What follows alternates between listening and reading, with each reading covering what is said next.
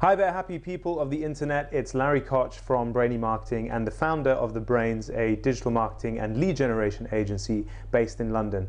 And today I'm going to switch it up for y'all. I'm going to give you some good old-fashioned business advice. So I'm going to veer out a little bit of my area of marketing, although it is related, and it's going to help smaller companies who are also B2B, which means serving other companies, how you should structure your company. And this is really critical, and I wish somebody could have told me an analogy like I'm about to tell to you when I was starting my journey, because it's really helped us to grow our agency.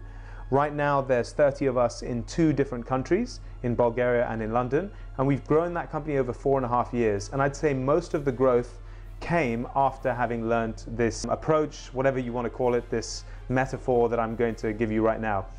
And this metaphor really relies on Lord of the Rings, funnily enough. It's actually about Sauron. So you might know Sauron from Lord of the Rings. If you're a fantasy nerd like me, I absolutely love my fantasy and I love my Lord of the Rings. Sauron is the kind of evil dude in that. He's the guy who just, beats everyone up, slaughters everyone, and sends horrible creatures out to murder people in the night. So he's a real bad guy.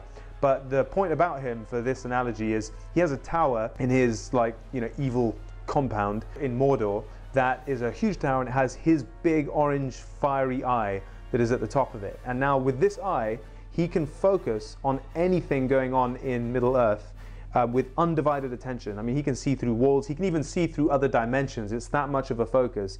Even if you're invisible, he can still see you. He'll get you even if you're invisible, but he can only look at one thing at a time. You see where the analogy is going. So bear that in mind, and now I'm going to sketch out for you what this Eye of Sauron should be focusing on when you're first starting out your company. So if you've got less than 20 employees, if you're a B2B or a services company, and you're stuck in a bit of a rut where you feel like you're getting a lot of clients in, but you can't really deliver against it, or you can, but you don't have enough leads, you constantly feel like you're chasing your tail, maybe you're not able to kind of recruit enough people, and you just feel like things are taking too slow, growth is linear, and it's not really, you don't seem like you found the equation yet to really sustain growth. I want to help you with this. There's 4 key areas in a business that basically you understand once you've been running one for long enough. And those 4 areas are as follows. The first is marketing and lead generation. Can you generate enough inquiries to work with you such that should you speak to however many of them, you're going to be able to keep the lights on in your company. You're going to have loads and loads of opportunities and new clients to work on their projects. The second is, how quickly can you onboard those clients? Do you have, how quickly before your proposals can get signed, the contracts can get signed, the client has a kickoff call, the account manager gets involved. The third area is delivery. Do you have the right talent, the right skills, the right mix in your team to be able to deliver consistent, fantastic results day in, day out? Do they have the right processes for doing that? Do they work together effectively? That's kind of your delivery. And then the last bit is what I would call your admin and HR. So, is everything in your back end working really well? Is your accounting working really well? The invoicing, are you on top of your forecasting of revenue? Are you able to make sure that your cash flow isn't a problem? Can you always have enough money in to cover, last month's expenses, etc.? And can you hire enough people to join your team as the number of sales go up? So as they go up, do you have the right HR processes and admin to keep in lockstep so that that's not going to let you down? Now, the Eye of Sauron should be focused only on one of these areas at a time. Of course, when you're first starting out, you don't realize this and you get pulled in all these different directions. For a bit you start freaking out that your HR isn't good enough, you're not able to hire people, so you go and run ads and contact recruiters. And then at other times you just don't have enough leads and you're desperately trying to find out how you can get more business because you've hired so many people. How are you going to keep everybody, how are you going to keep everything profitable when you don't have enough leads? When there's a dip in the market, when there's a coronavirus, for Christ's sake.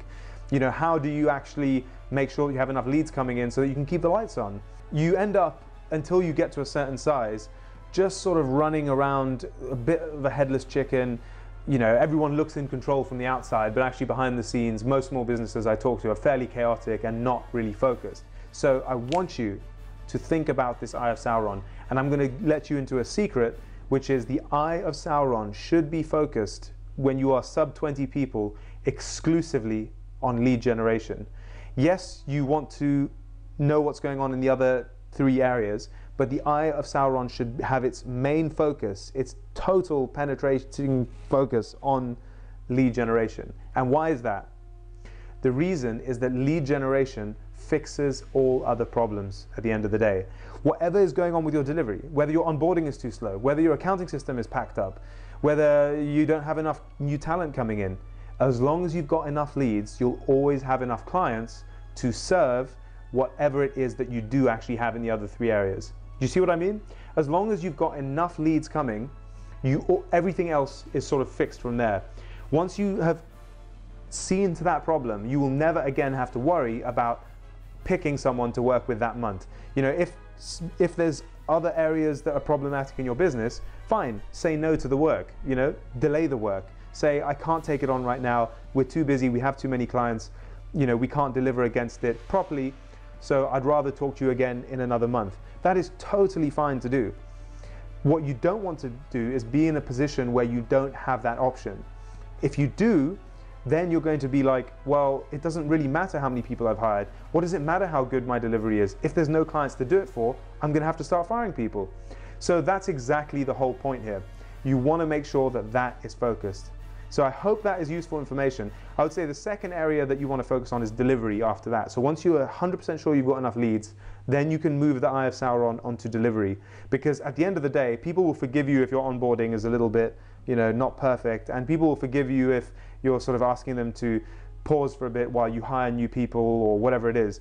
They will not forgive you if you can't deliver against what you promised. So as long as you have enough leads and your delivery team is good enough to deliver great results every single time, the other 2 components can just sort of stay not optimized for longer. So don't fret about every single, you know, integration with Xero, or don't fret about, you know, whether your proposal deck is beautiful enough. If you have enough leads coming in, you will always have enough people to work with, and if your delivery is at least on standard with the rest of the market, you'll always be able to deliver, keep them happy, and then keep growing. And once you've solved those 2 things, then by all means solve the remaining 2 pieces of the puzzle. And once you've solved all 4, you have a recipe that can grow a business, because you'll have as many clients as you want to work with. You'll be able to pick and choose the best ones for you. They'll be onboarded perfectly. They will have everything delivered against perfectly, and you'll be able to hire people in line with expectations for the next period. So once you have that equation figured out, you can go from being a small company into a big company. And when I discovered this Eye of Sauron, whatever you want to call it, like metaphor, it really, really helped me. And believe it or not, even as a marketing agency, you know, we weren't always as focused on lead generation. And I wish somebody would have just told me this in the beginning. And it's night and day what happens when you do this. So hope that's helpful to people out there. If it is, make sure you subscribe to this channel. Make sure you hit the like and the bell notification. Let's beat the YouTube overlords and help support the channel. And hopefully I'll see you for another video. Take care.